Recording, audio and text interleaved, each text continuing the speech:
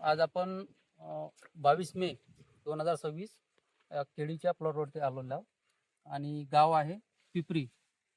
तर हे जे टेम्परेचर होतं मे महिन्यामध्ये, तर भरपूर असं टेम्परेचर होतं. तर इथे आपण नेक्स्टा स्पेशालिटी फर्टिलायझरचे काही प्रोडक्ट दिलेले आहेत या केळीसाठी. तर जे टेम्परेचरसाठी आपण किटकॅट दिलेलं आहे.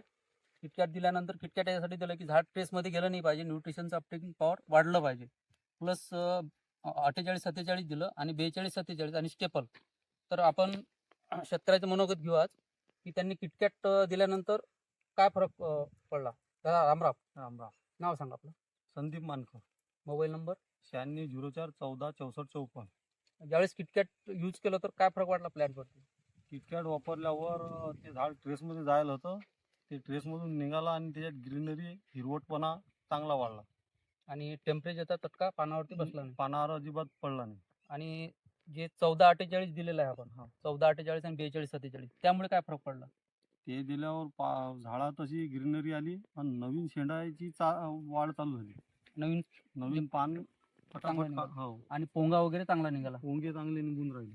म्हणजे तुम्हाला त्याच्यात ड्रिंचिंग करायचं काम नाही पडलं. नाही. आणि जे शेवटचं स्टेपल तुम्ही सोडलं 3 दिवसाच्या आधी, हा. तर ते कोण्या पद्धतीनं सोडलं. टेपल घेतलं 1 लिटर आणि त्यात ताक घेतलं 3 लिटर.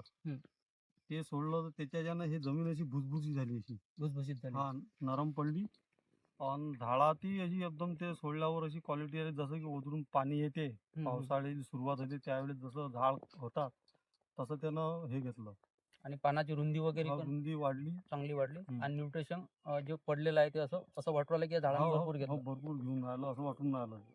आता ज्यांनी सोडलं नाही, बाजूनच तुमच्या भाऊचं शेत आहे. तर त्याच्यामध्ये आणि तुमच्या केळीच्या रोपामध्ये काय फरक वाटत. असा महिन्याचा फरक दिसते त्या झाडात आणि या झाडात. म्हणजे लागवड एकाच दिवसाची आहे. एकाच दिवसाची लागवड. प्रोडक्ट चांगले आहे द्यायचे, हे सोडायला पाहिजे. ठीक आहे.